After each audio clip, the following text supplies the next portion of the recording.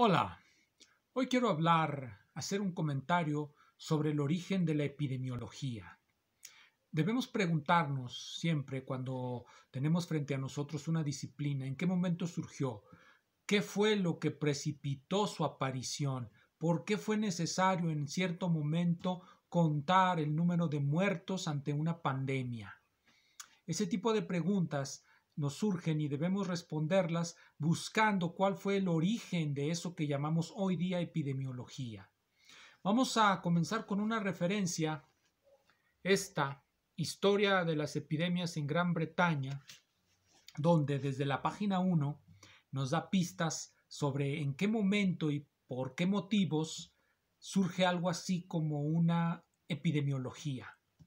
También nos da idea de qué es lo que permite que ésta aparezca. Vamos a leerlo. Está en la página 2, donde dice lo siguiente. La plaga en el reino de Justiniano difícilmente tiene relación con la historia británica y debe ser dejada de lado con una breve referencia.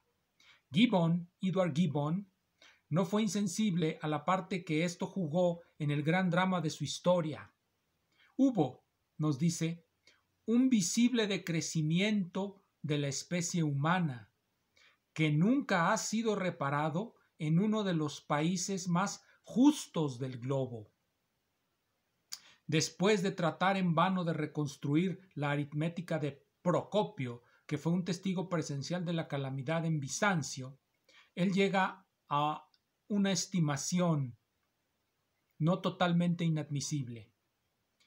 Estima que hubo una mortalidad de 100 millones. Los efectos de esa despoblación, en parte debido a la guerra, no han tenido parangón en la historia. En lo que respecta al método de Gibbon, la plaga va para él en el mismo grupo de los fenómenos que incluyen a los cometas y a los terremotos. Era parte del escenario en el que tenía lugar el drama de los emperadores, pontífices, generales, eunucos, teodoras y aventureros. Incluso si los cometas y los terremotos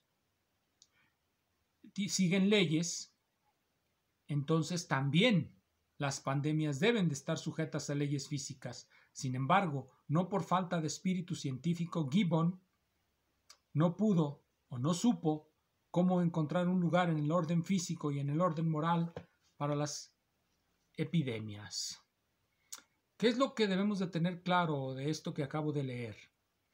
Lo que debemos de tener claro es que ya las epidemias, las pandemias, se consideran como fenómenos naturales de la misma clase que lo son los terremotos y los cometas, y por lo tanto están sujetos al orden de la naturaleza.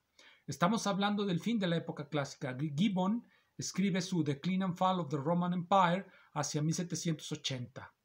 Por lo tanto, estamos a finales del siglo XVIII, el fin de la época clásica. La época clásica quería un mundo ordenado, lo recordamos de cuando vimos a Foucault. Y ese mundo ordenado, según leyes, debe de regir no solamente para las plantas de la historia natural, debe de regir también para las pandemias que son parte de ese mundo y de esa historia natural. Entonces, ¿cuáles son esas leyes que siguen las pandemias? ¿Quién las va a descubrir? La ciencia de la epidemiología. Pero es el número de muertes lo que lleva a los gobiernos a tratar de encontrar una explicación y por lo tanto un método de control de estas pandemias. Bueno, de acuerdo a Michel Foucault, y esto va a ser interesante porque aquí quiero en este libro, Seguridad, Territorio y Población, porque aquí quiero establecer cómo el poder se conecta con el saber dentro de la obra de Michel Foucault. Cuando exponemos las palabras y las cosas, Michel Foucault es simplemente un historiador de la ciencia, un epistemólogo y un historiógrafo, un hombre que hace una arqueología de nuestros saberes que no tomamos en cuenta porque los damos por descontado, como dicen algunos, de nuestros saberes inconscientes.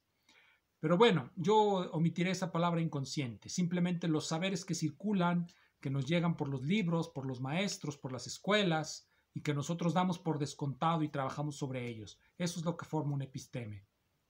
Pero aquí quiero establecer la relación entre ese saber, entre los cambios de saber y la forma en cómo el poder va cambiando de manera concomitante a ese poder, a ese saber.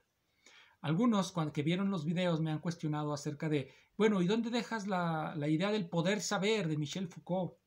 Bueno, lo vamos a restablecer ahora, precisamente viendo cómo aparece la epidemiología.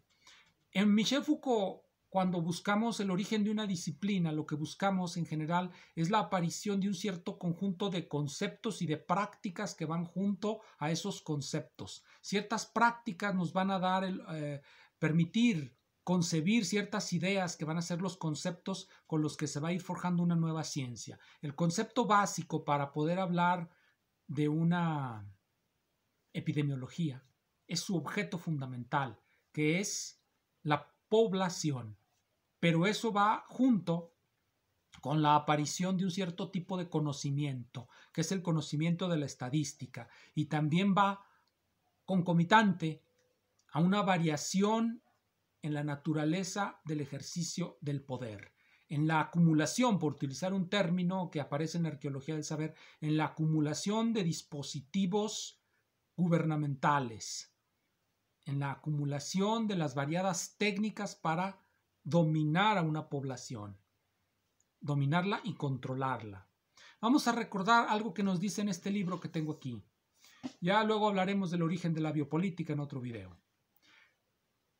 De acuerdo a Michel Foucault, hay 3 modelos de control de una población.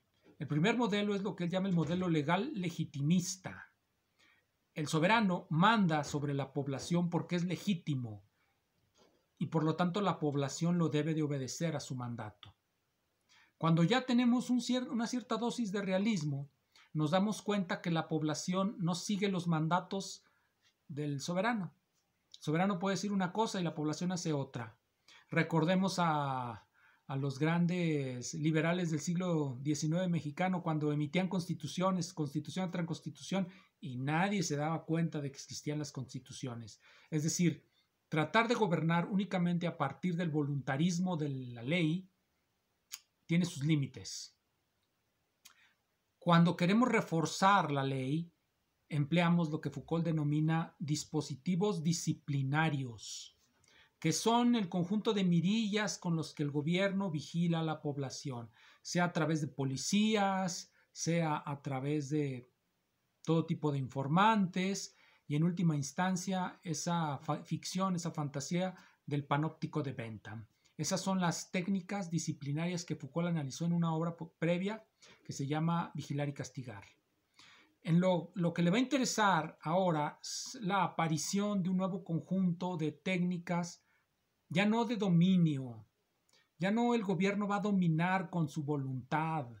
De hecho, ya vamos a hablar de gobierno, no de soberano, no de rey que manda sobre un conjunto de súbditos, sino de un gobierno que gobierna sobre una población de ciudadanos, que lo eligen a ese gobierno y que le dan legitimidad. Pero eso no es suficiente. Eso no es suficiente para que el gobierno pueda controlar a la población. Para controlar a la población se requiere, de acuerdo a Foucault, un saber relativo a las regularidades que dominan realmente a la población, las leyes que siguen las poblaciones. El gobierno es, pues, el depositario, el que va a buscar ese saber para poder aplicarlo y controlar de una manera más sutil a la población. La población sigue leyes de las que es inconsciente, pero el gobierno puede conocerlas a través de instrumentos como la epidemiología o como la economía política. Conoce pues entonces las leyes que regulan a las poblaciones y puede influir sobre ellas. Cuando hablamos de la aparición de la epidemiología y vemos a las poblaciones desde el punto de vista de sus características biológicas, epidemiológicas, de sus enfermedades, de su salud, estamos hablando de biopoder. El biopoder es el ejercicio de unas técnicas de seguridad para controlar la población. Y a esto Foucault le llama una gubernamentalidad. Una gubernamentalidad, pues, va a consistir de un conjunto de dispositivos de seguridad que le permitan intervenir sobre la población. Los dispositivos de seguridad son ese conjunto de controles que surgen a partir del conocimiento de la manera en cómo se regulan las poblaciones. De eso vamos a hablar cuando hablemos de gubernamentalidad y cuando hablemos de dispositivo de seguridad. Un dispositivo de seguridad es el saber que nos da la epidemiología, y es aquí donde vemos el entrecruz entre saber y poder.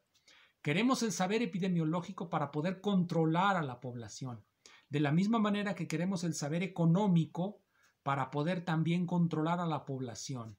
Queremos controlar los deseos de una población. Las poblaciones tienen deseos. Sus individuos persiguen sus intereses peculiares y al perseguirlos benefician a todo el conjunto. Esa es ya la idea de la mano invisible, una regularidad que tienen las poblaciones, una capacidad de autorregularse. ¿Cuál debe ser entonces la función del gobierno en esas circunstancias? En el caso de la economía, pues debe de ser permitir esa autorregulación, que nada impida que las poblaciones logren esa prosperidad que les va a dar el mecanismo del mercado. Pero eso es solamente con respecto a la economía, estamos hablando de la epidemiología. La epidemiología es precisamente ese control de las características biológicas de la población que tienen que ver con su salud, con su enfermedad, con la aparición de parásitos que van a hacer decaer la capacidad de natalidad, que van a hacer decaer la fuerza de trabajo, que van a hacer decaer en sí a un país. Entonces los gobiernos deben de controlar pues la salud de la población, sea por la aparición de parásitos, por las enfermedades que la misma población desarrolla debido a sus hábitos de vida. Todo eso va a ser, todo eso se va a lograr, todo ese biopoder se va a poder ejercer a partir del conocimiento que va a proveer esa ciencia que se llama la epidemiología. Se necesita conocer las regularidades biológicas de una población para poder intervenir en ella. Intervenir no a la manera de dar una orden, sino más bien a tratar de controlar estadísticamente dentro de ciertos rangos ciertas cosas. Pueden morirse ciertas personas, hay un cierto límite para las personas que se mueran de alguna enfermedad. Fuera de ese límite está el descontrol. ¿Cuánta gente debe morirse de diabetes para decir que estamos controlados? ¿Cuánta gente debe morirse de obesidad o de algún otro padecimiento para decir que estamos controlados? Es dentro de límites cómo se va a controlar una pandemia de cualquier tipo. Entonces, ese razonamiento es ya el origen de la epidemiología. El origen está en cuando se descubre que el gobierno no puede mandar sobre una realidad únicamente a partir del modelo jurídico, porque la gente no hace caso. Es necesario conocer a la población. Entonces, eso es lo que nos va a platicar Foucault en este libro. Vemos ahí el engarzamiento que hay entre el poder y el saber. Nosotros necesitamos el saber para poder controlar a la población. Si no tenemos saber y nos plegamos únicamente al modelo jurídico legitimista de los siglos de la época clásica, vamos a tener muchos problemas para el control poblacional. Ahora bien, una vez que tenemos más claro cómo emerge eso, cómo afecta esta nueva reflexión lo que nos dijo Foucault en Las palabras y las cosas. Había dicho Foucault en Las palabras y las cosas que el tránsito de una episteme a otra no tenía explicación, era irracional, y esto se lo objetó Laudán en su obra de 1977, El progreso y sus problemas, como ya comenté, diciendo que esa historiografía, la historiografía de junto con la historiografía de Thomas Kuhn, eran las historiografías más irracionales que se podían imaginar, porque no había un procedimiento racional para pasar de una episteme a otra. Ahora Foucault descubre cuál es la bisagra que permite pasar de la época clásica a la modernidad que ya se nos está yendo o que ya se nos fue, del siglo XVIII al siglo XIX, el descubrimiento del concepto de población. Y esto le hace replantear lo que había dicho sobre la biología, sobre la aparición de la biología, sobre la aparición de la economía y sobre la aparición de la lingüística. nos va a decir precisamente que es con el concepto de población que se puede desarrollar la idea de la evolución natural de Darwin. Y en la economía es precisamente el conflicto que hay entre Malthus, que quiere entender la población como un concepto bioeconómico, y Marx, que quiere entender que quiere más bien no entender, que quiere no tener enfrente el concepto de población. Él quiere hablar desde el punto de vista histórico-social. Él quiere no pensar en los determinismos biológicos, sino pensar únicamente en la historia del espíritu que heredó de Hegel. Por eso reniega del concepto de población y prefiere hablarnos de la lucha de clases. El biopoder está alejado de las categorías marxistas precisamente porque la sociedad, para Marx y para los idealistas alemanes, no puede regirse por la biología, es el desarrollo del espíritu, aquella separación que hace Kant y que todos los idealistas aceptan entre el espíritu y la materia. El desarrollo de la materia está sujeto a leyes, pero el desarrollo de la humanidad no, está sujeto a la idea, al espíritu que se desarrolla en el tiempo y que se despliega y que nos lleva a la redención. Toda esta parafernalia del idealismo que debemos rechazar. Debemos conocer y rechazar. Debemos conocer para poderla rechazar. Y debemos ya tomar en cuenta que es precisamente el concepto malthusiano el que va a permitir controlar a las poblaciones. El concepto bioeconómico, es decir, la aparición de la población y con ella la aparición de la epidemiología. Olvidémonos del marxismo. El marxismo no describe este mundo. Este mundo está descrito por el biopoder, pero entendido como la aparición de la estadística. Para poder dominar a la población se necesita también tener un conocimiento particular, que es el conocimiento de la estadística. La estadística nos provee de un modelo para poder calcular las probabilidades de vida o de muerte de cualquiera de los miembros de nuestra población sujeta a enfermedades, pobreza o cualquier otra cosa. Por eso va concomitantemente al desarrollo del biopoder, el desarrollo de la estadística. Sin estadística no hay biopoder. Y esto debemos de tenerlo en cuenta cuando leamos libros como los de Agamben. Giorgio Agamben tiene un libro que se llama Homo Sacer, en donde se las arregla para dar una interpretación sui generis tanto de Foucault como de Carl Schmitt. Hablaré de Carl Schmitt en otra ocasión, hoy me voy a concentrar en Foucault.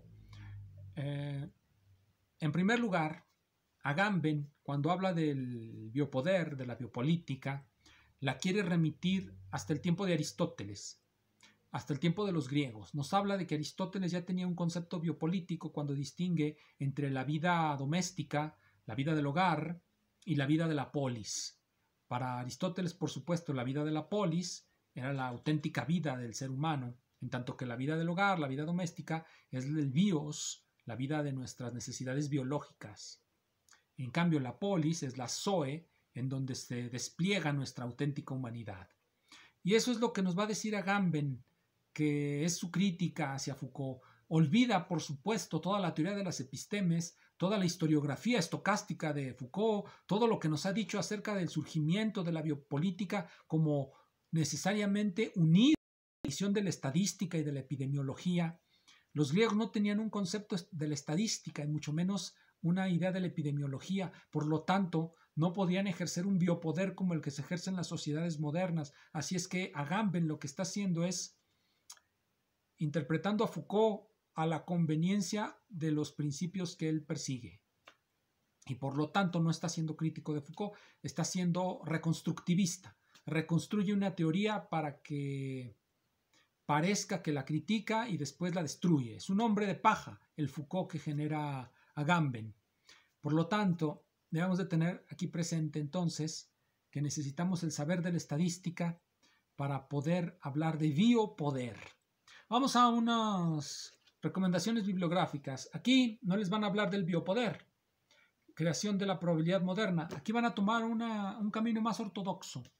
Les van a hablar de la aparición de la probabilidad en una historia marcadamente internista u vertical, de acuerdo a cualquier concepto que utilicen para dar a entender que esta es una historia de la aparición de la probabilidad en la física. Así como esta es una historia de la aparición de la idea econométrica en economía y toma como punto de partida los ciclos económicos. Historia de las ideas econométricas de Mary Morgan. Ella parte de una teoría notablemente falaz, la teoría de W. Stanley Gibbons, acerca de que los ciclos económicos están pautados sobre los ciclos de las manchas solares. Tenemos este otro, este sí les habla un poco más, en la vena Foucaultiana, el surgimiento de la probabilidad de Ian Hacking, pero él va a hablar del origen de la probabilidad en los juegos de azar que se practican desde hace milenios. Y esta historia de la estadística de Stephen Stigler nos va a comenzar hablando de la mecánica celeste. Es en la mecánica celeste en donde a través del método de mínimos cuadrados empezamos a tener una idea del razonamiento estadístico. Bien, pero ¿qué les falta a estas historias que son marcadamente internistas o verticales? A estas historias les falta los acicates que hicieron que los gobiernos adoptaran la epidemiología, la economía política como medios de controlar a las poblaciones, que le dieron ese relieve a la estadística y permitieron que creciera dentro de nuestras sociedades, porque es el conocimiento que permite el ejercicio del control de la población, es decir, del biopoder. Eso recuérdenlo y no se vayan muy lejos. Sigan leyendo a charlatanes, porque leer a charlatanes nos enseña mucho, sobre todo cuando podemos y somos capaces de encontrar dónde están sus errores. Muchas gracias.